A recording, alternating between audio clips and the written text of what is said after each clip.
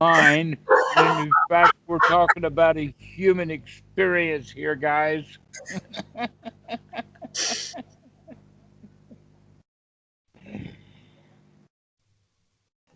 Yes, so um, we're all on that spiritual journey, Yeah. and that uh, the problem with it is that it's not a journey, and we don't even know how a good definition of spiritual anyway. Yeah. That's an interesting problem with the spiritual journey, isn't it? It is. It is. It's also interesting to understand that spirit also has to do with air and breathing. Mm.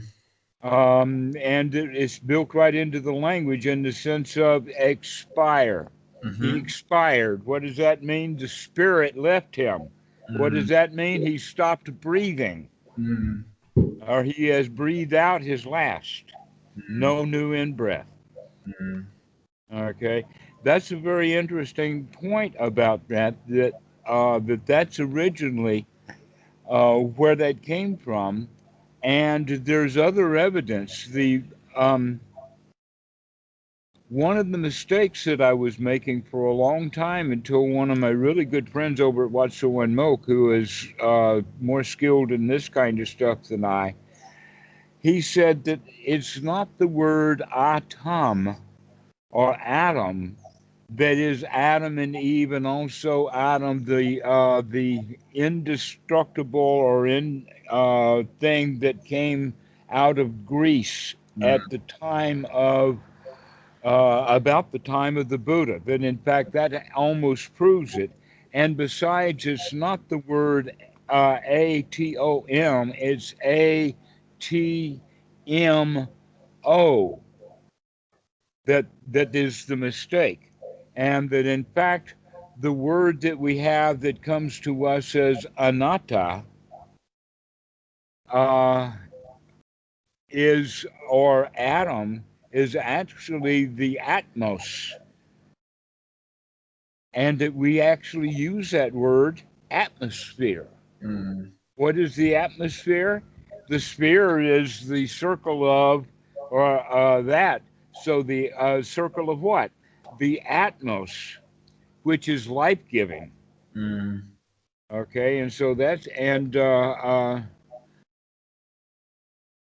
Mahatma Gandhi, which Yeah. is the great soul, or actually no, this is the Atmos that is in his name. Mm. Okay, and But I was thinking that was what it would. Go ahead. it puts a much more lends a kind of understanding to the word Atman that makes it much more in line with Anatman, right? It sort of it Precisely. expands the idea of that individual soul to be like the sphere, the whole, the bigger picture. Hmm. Mm. And so they see that as the greater self, Mm. and that greater self then as we join it, as we've talked about at one-ment, or being at one with nature, is that now we're becoming part of the bigger self and losing the little self in the process. And Mm. the Buddha is pointing him out that no, not even in the atmosphere is there any self, that Mm. there is no place in any Dhamma where there is anatta. That's why it's stated Sabe Sankara Anicca, Sabe Sankara Anatta, Mm. but uh, Anicca Dukkha, rather. Sabe Sankara Dukkha, and then Sabe Dhamma Anatta. That's an important change, that there's no self anywhere. Mm. Anything that you can call a god is a god, with one exception, and that is that he doesn't have a personality, that the personality is optional, and that the individual human will create that personality in their own mind and then project it upon God, which has no personality, rather more of a blank screen. Mm. But what a magnificent blank screen reality is. but then all we see is our own projections of it.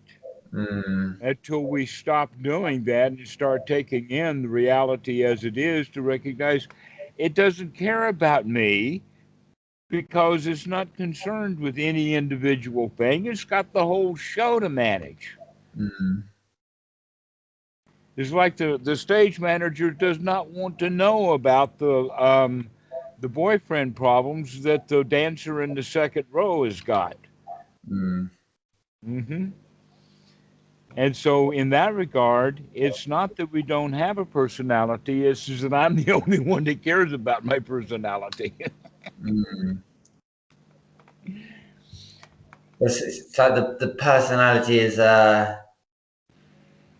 it's a layer and a level which obscures something much bigger potentially, right? Like hmm if that's all that we can see and that's all that we're thinking about and focusing on, it obscures everything else. Whereas if we can open up into everything else, then the personality gains its kind of like proper scale and place, i.e., it's just one small but happens to be very close, intimate part of reality for us. Right. Well, let us say it's at least proximate. We can give Yes. it proximity. Yeah. Yeah. Um, because because distance is an issue. Distance is time. mm, Uh, so this thing that has no personality of its own, when we begin to understand that, oh, wait a minute, not only is the God that I have created in my mind, if I believe in a God, or if even if I don't, I'm still creating an image of non-belief, etc., like that. mm, Um, then when I recognize that that's what I'm doing, then I can see, well, wait a minute, I'm not just doing that with nature, I'm doing that with my own self. mm, That I'm trying to give myself a personality, mm, where in fact there is really no fixed personality that we change. mm, That sometimes some people are hard to figure out mm, because they keep changing. The other thing can be said about women, that men just can't figure them out, mm, and that the then we begin to understand that it's only because it's our projections, and when we stop doing that projection, is that when we can get a load of what reality really is. mm. And that's, as we could say, mind blowing. Mm. And then it's about trying to like integrate that view, right, into as much of daily life, or to kind of play with making it as widely available, as deeply available in as many situations, and just to live from there. Right. And to make sure that we keep in that level of appreciation. Mm, This really is nice. I mm, cannot believe that it feels really good, this good. Is the mm, kind of attitude that we take on, mm, that I really can handle it. mm, That I've been afraid for all these years, for why? mm. So is that appreciation aspect's really interesting, because if we solidify that view, that perception into something solid, then we don't appreciate it anymore because it's not new and we've made a thing of it, right? We've like hmm decided that's a thing.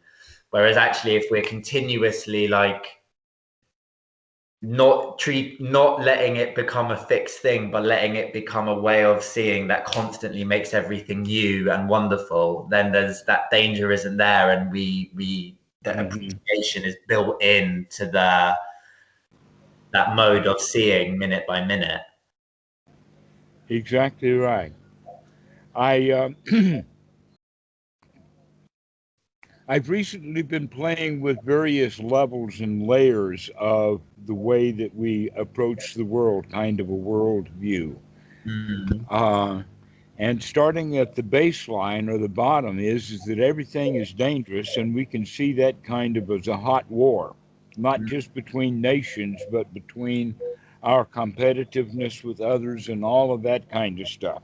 mm, And then we can go to a level of, say, a Cold War, but it's still a war, it's still sneaky, mm, we're still devious, mm, but we're not outright audacious in our attacks. mm, And then we come to a level of toleration. This is where a lot of people talk about is the spiritual goal of learning to tolerate others. mm, And then the next level above that would be acceptance. mm. We actually accept things because toleration is always begrudging and ready to go back into Cold War and right into hot war anyway. Yeah. Tolerance is really, really fragile. Mm, But acceptance is a little stronger. mm, But the Buddha is talking about something that's even higher than that. And the place that he starts with it is the point about friendship. mm, Okay, to become friends. So you can see that hot war, cold war, tolerance, acceptance. Now we can come up to friendship. mm, Okay, friendship then is, according to one of the suttas, in fact, the name of the sutta is the half sutta.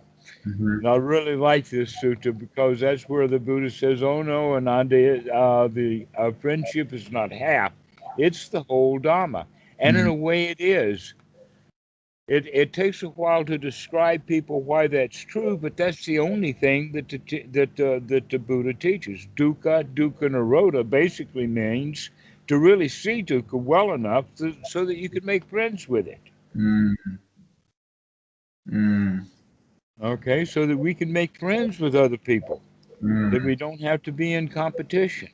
That this is one of the things that I see within the Buddhist community in the West is we still have that business model and business idea, and therefore they still remain competitive with each other rather than dropping all of those and become a brotherhood. That we mm. need to have it all become a brotherhood, but this is because we can all be friends with each other, even though we recognize that we teach different things to different students. Mm, That I remember having a lot of different teachers along the way, and I appreciate each one of them. And I can't say that one was better than the other for mm, what I needed to learn at that time. And I assume that that's still true, which means students are not going to get everything from me. I mm, hope not. I hope they have a wider experience model than mm, just one or two teachers. mm. That's interesting, though, isn't it? Because that is, I think that there are, I think you're right that the kind of competitive and potentially capitalistic paradigm doesn't want that to be the case. Hmm. It lends itself. But then that's also been a feature of spiritual traditions that don't necessarily come from a capitalistic paradigm. Like that can creep in, that desire for a kind of spiritual teaching to be so completely authoritative and whole and complete that it's quite closed to outside um, influences. I think that can arise even outside of the kind of capitalistic setting. Let me ask you this. Mm, Let's use the example of a bar of gold. mm, Now let's take that bar of gold and let's throw it right into the, not just the mud puddle, but right into the pig pen. mhm, Let the pigs trample on it for a while. mm. Okay? Do you want that bar of gold or not? I mean, yeah, it still has value to people. Yeah. That's exactly right. So that what Pull the that bar means of gold and is set that up you a can. retreat center. I'm sorry. What did you say? I'll sell What the did bar of gold and set up a free retreat retreat center. center? Oh, okay, right. Okay, okay. Ah, well. Um, The thing about it is then that something that's so valuable like gold, that Mm, is really, really solid, it doesn't mix with other things, it's kind of noble in that way, you can throw it in the mud and it doesn't get affected by it. mm, Therefore, the truth should be that way. The truth should be able to mix and mingle out there mm, in the world without getting sullied again. mm. This is what Jesus was talking about, being in the world but not of the world. That we live in the world. We can't seclude ourselves forever, but let's get tough. Mm, Let's get purified mm. like gold, so that when we go out into the world, we are not affected by it. That's interesting, and that's a bit like what we were speaking about at the beginning about like those how the kind of cycles of having to kind of like learn and integrate the Dharma, you know, the Dharma and the insight on kind of lots of levels of our being. Uh huh. We maybe We've get got to comfortable, you know, we get comfortable with it in this sphere of our being, but then when we kind of go into this sphere of our being, somehow we lose it and we revert hmm to a much more basic mode of being. And actually it's about kind of like, no, bring it, like, let's bring the Dharma here, let's bring it into this relationship, let's bring it into this sphere of activity, let's have as full a life as possible with this integrated in every aspect. Exactly right. Wherever we feel stress, that's when we are most likely to revert back to our worst nature. Mm, I had a friend one time tell me something that was really true. It stuck with me and it taught me a lesson. mm, When she says, that kid, that kid brings out your worst nature. And I learned something from that. That mm, first off, I did let my worst nature out, and I did it in particular ways, and that some people would bring that out. mm, But that's good to know that. mm. And so I was able to learn from it. But um, what we're talking about here is back to, we've talked about Murphy's Law before, right? This is it. That we need sati at the time when we're going to be tested the most, when we're under the most stress, Mm, when we're around somebody that is about to bring the worst out of us. mm, That's when we need to be on guard to not have any worst in there to bring up. mm. Yeah. Sometimes it's interesting as well. Sometimes it's not always necessarily the worst situations either. It's just like an Oh, uh, your worst is a whole lot worse than mine. well, in the sense that like yeah, the worst is. I mean, I'll be a bit more specific. So, like, for example, and this might the content of this might then mean that I don't that you deem this content too personal for the YouTube channel, but that's fine. Um, coming into like so, you know, I separated from my partner 2.5 years ago. I've That's recently a common thing. That's a common thing, yeah. Um, I've in the last couple of months started a new relationship. Uh, That's a common thing too. that's a common thing, but it's not. Do you know what? It's actually amazing. She did a retreat at Watsuan Moke when she was 17, about 15 years ago. Oh, And okay. we didn't meet. Well, any excuse for a new relationship will do, and when you can find those kinds of interesting synchronistic connections, you Yeah, it was interesting, but it's interesting because I don't.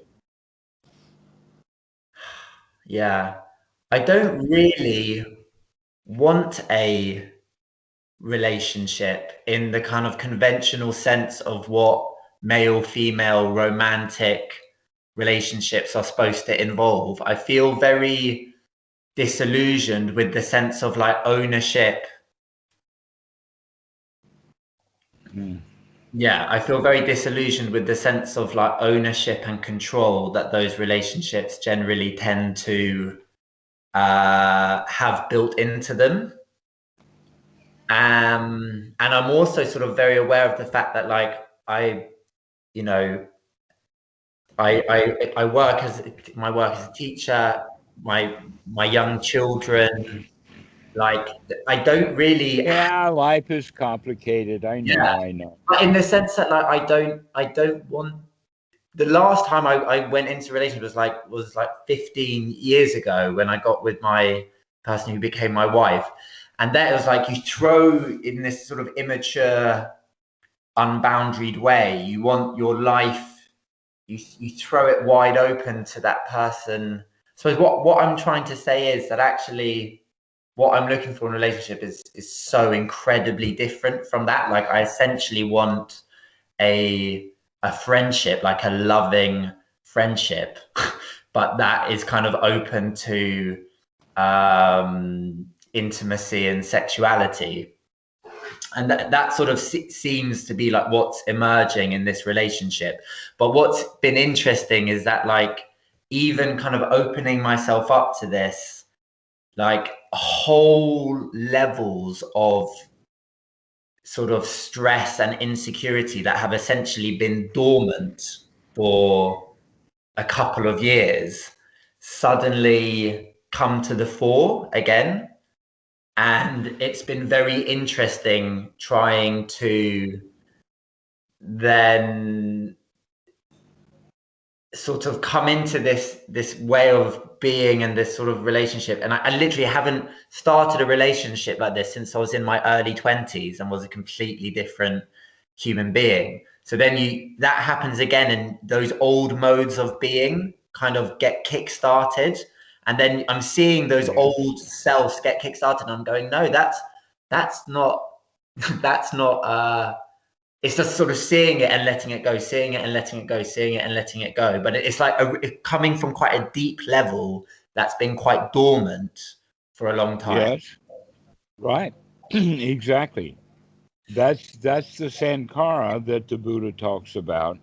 And Mm, you can see that, in fact, you were bringing it up and grabbing a hold of it and shaking it really hard and dragging it around the room for a while.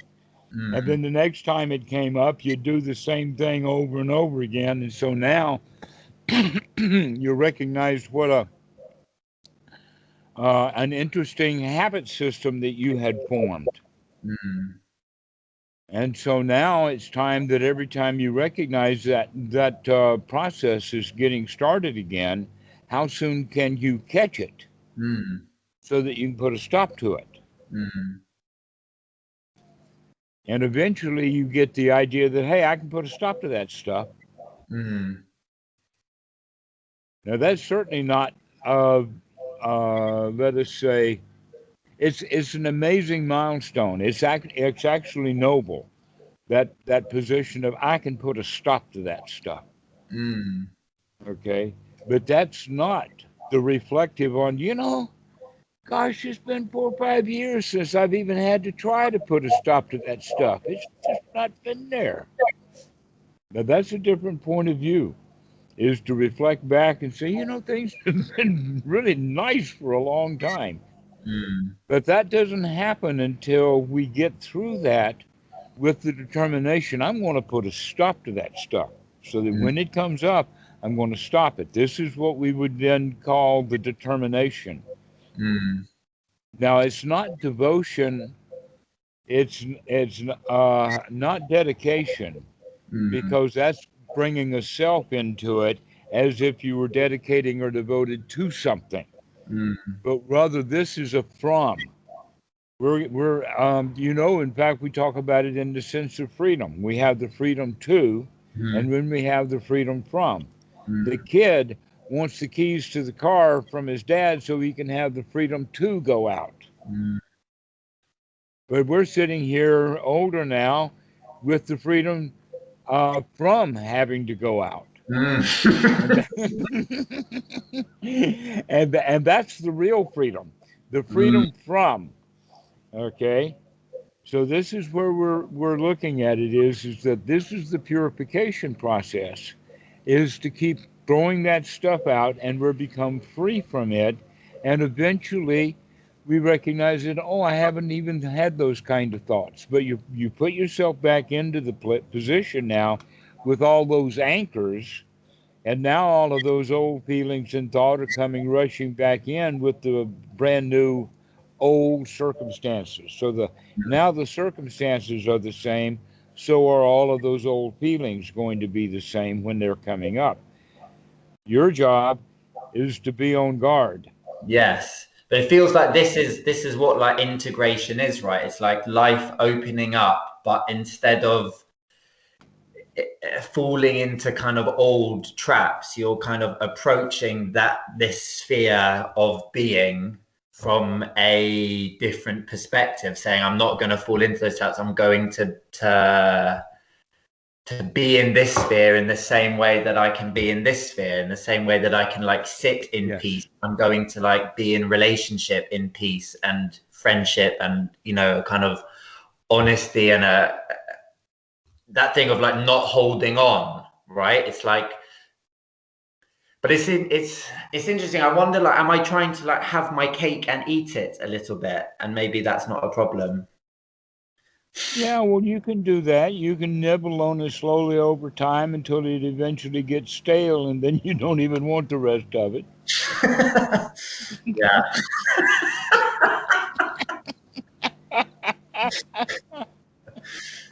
yeah,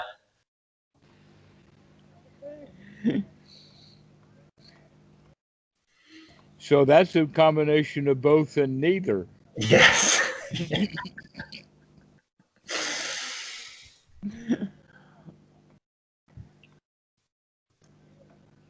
Um, that's again uh, the idea that the gold can go out into uh, the pig pen Mm, and pick himself up, clean himself off, walk out again. mm. But then isn't that like like ultimately it's the fact that actually the gold and the mud, they're just kind of like perception, they're just like ways of seeing something, right? And it can all Hmm. be the gold. Like if we're a clump of mud in your hand is actually as interesting in its way and lovely as a. Ah, now you're raising up to the next level. Hmm, Remember going back to the hot war, the cold war, the toleration, the acceptance, and then the friendship? Now there's a new level. The level above that, I'm going to introduce you to a new Latin phrase, hmm. amor fati. Amor. You know, like if you know any Italian, Yeah, yeah, yeah, love. okay. So And amore, what's the second word? fati, Fati, and it means Fate. fate. To, Fate. oh, fate. Okay. Okay, and we think of it as the fate of just what's happening in this moment and the immediate next moment, just where this is going. Mm, That's what fate is. It's not destiny in the sense that it's way off into the future known, or providence, or preordained, or anything like that, but it's whether just fate. mhm, And we can also use it in the sense of, we use the word happenstance, so things just happen. It's a happening, but we get from that word happy. mm, What that means is whatever's happening, we're good with it. We're happy. Well, the word amore fati has that same quality, mm, to be in love with what's going on. That's at the level to where the mud and the gold are about all the same anyway. mm, And that's when you would then use it in the sense of ultimately accepting the way that you would accept a lover. mm. really, really glad to see things coming the way that they are. Mm. Enjoying the fact that you can enjoy. Mm. And so that's at the highest level. So within Buddhism, we start at that level of friendship because that's a very, very high standard. Mm. Much, much more likely for people than in other religions to be all the way down into hot war. Hot war. They Mm. say, in fact, that most wars that have ever happened have been with great involvement, or the actual cause was religion. Mm. Generally, no, religion was just an excuse. There was gold in there someplace. Yeah.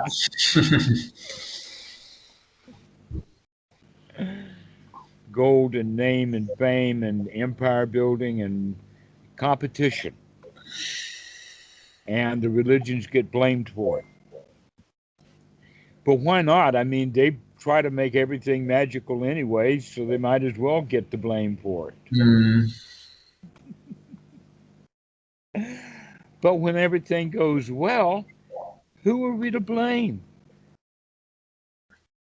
If everything is all right, everything is fine, everything is marvelous, who's to blame for that? Mm. The best we can come up with is fate. Mm. That's just what is. Mm. And there's no need to actually add a personality to it and call it God or something. And sometimes we can actually use the concept of God without even having a personality to it. Mm. But if we're going to come out of our own private little hell called our own personality, then Mm. it's better to give that concept away to the universe also and let the universe be free of that kind of torment also. Mm. Mm. And not try to blame the universe because the blame goes to a personality, a self. Mm. There's something to blame. There's an arrow to point or shoot at. There's a target there someplace. Mm. But when everything is going well, there's nothing to blame. Mm. In fact, for things to really go well, takes so many different things to fit in all at the same time that there's not one of them that's more important than another. Mm. It's like putting a jigsaw puzzle together. And once the jigsaw puzzle together and you can see it with all of its grand and glorious pieces of 500 pieces of jigsaw puzzle, which piece of it was the key? Mm. Which piece was it that you can blame all of this on? The answer is none of them. Mm. They all every. All right, so now we're getting to that level of being at love with fate, in love with the whole show. I had such a nice talk with my kids walking with them yesterday in the rain. And they were really, my daughter's 8 now. She gets really philosophical sometimes. And she was really getting this idea that she was talking about when she grows up and and when she leaves home and like talking about the future in this way. And I've forgotten, we sort of oriented it towards like, yeah, but every minute is this new future. Like every minute is this glorious, never before seen like moment. And we just stopped and we just like looked and we just felt the rain. And it was like this little moment of like electrical, like electric kind of joy. Like she really lit up. She got it in that moment. She was like, yeah, this exact moment has never happened before. It's beautiful, it's glorious, it's amazing, it's brand new, and it's gone. Like Exactly. Let her keep that sense of awe. yeah. That's what we were talking about before with that sense of awe. Just, wow. To think that, time right now is the same time that it was 5,000 years ago. It's always right now. Mm. Everything keeps happening right now, that there is no past and future. There's only bad memories. Old stories, Mm, evidence called museums, torture chambers, even in those mm, museums. But this present moment is just fine, mm, marvelously so. mm, And so these levels is actually another way of looking at the levels of separation. At a hot war, everything is separated, mm, everything's in mm, turmoil. At the level of amor fati, everything is now whole. mm, This is the highest state of nurturing, where everything fits together. mm, And when I use the example of the crossword puzzle, not a crossword puzzle, sorry, the jigsaw puzzle of having 500 pieces, actually, there's not really that many pieces. One Piece, some lines. Right, but you can break it down from that one piece, the dukkha, dukkha, nirodha, into four constituent components and understand that things are really simple. Mm, We just need to say it over and over and over again and reestablish it and whatnot.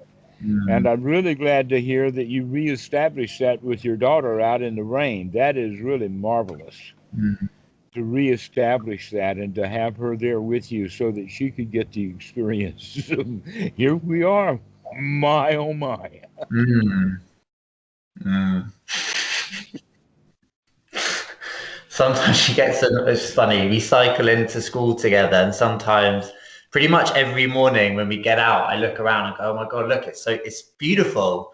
The sky's beautiful." And I have to stop saying it because Dad, you say that every morning.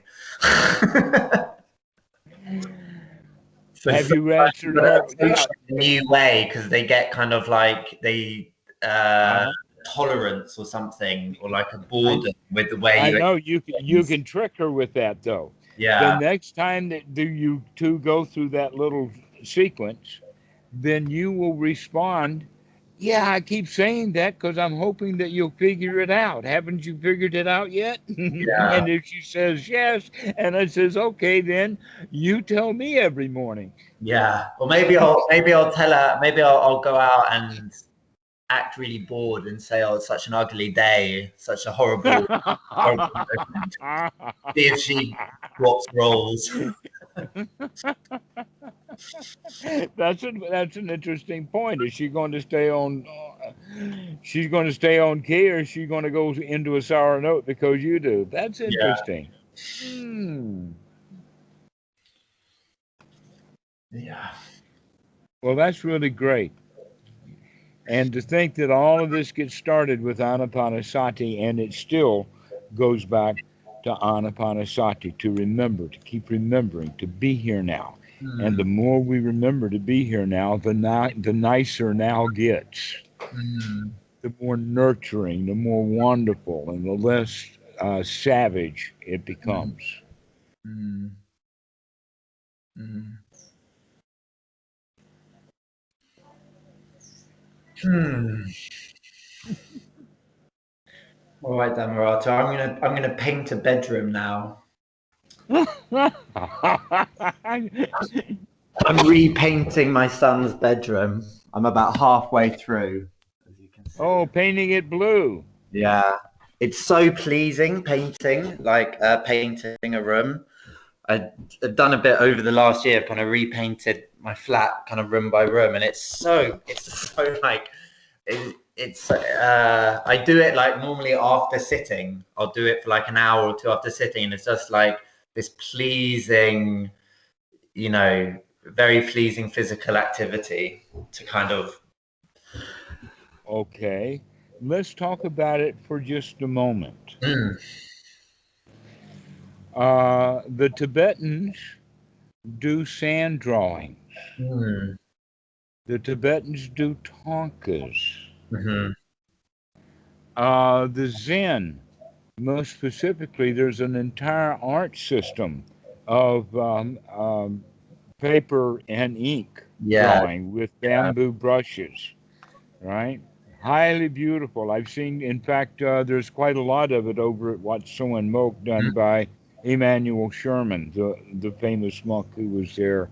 He died in 1962, and a lot of his artwork is still there as the basis of the spiritual theater at Wat Suan Mokkh. But anyway, what I'm getting at is that art requires you to focus the mind at what you're doing. Mm. Because if you're writing a scribe, that's the same thing. And in fact, the whole idea of one who becomes a scribe means that now he is actually doing a religious task of paying attention to what he is doing. And so, uh, congratulations. Painting a room has that exact same quality. Mm. Pay attention to what you're doing, or you'll have to clean up your mess. Mm. Yeah, it's interesting. It, uh, it takes how long it takes to paint a wall depends on how many mistakes you make that you need to get your tissue and tidy up Undo. and get rid of the spread, the extra mess you cause by tidying it up. And Exactly the case. yeah, Exactly the case. So enjoy mindfulness of painting. It is a well honored activity from yeah, ancient times. yeah. Oh, actually, if you have 5 minutes, could we talk about Open Sangha for a minute, just to give All you right. um, update? There's actually not very much to update you on, although we got the charity application in. I've got the charity application in, so that went off, I think, a week ago or 10 days ago. Okay. And yeah, that's a big bit of work done, and we'll see. Fingers crossed it gets through first time, and if it doesn't, it'll just take a little bit longer. But it's not a pass or fail. It's basically a pass as long as, and they will coach you through the making sure that you tick the boxes after your initial application. So Okay. most people spend £750 on a lawyer to do it for them. Like, we've tried to not do that, and hopefully, it'll be fine first time round. I'm quietly optimistic.